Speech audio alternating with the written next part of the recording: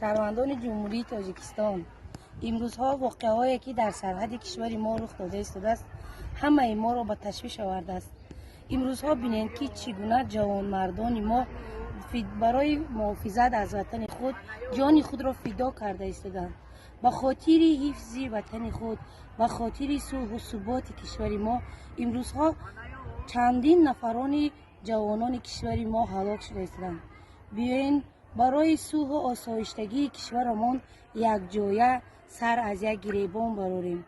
بیاین ما همه یک جا شده وطن خود را حمایت کنیم و حفظ وطن ما این قرض شهروندی هر یک ما می باشد. برای صلح و آسایشتگی کشور همه یک جایه تلاش کنیم.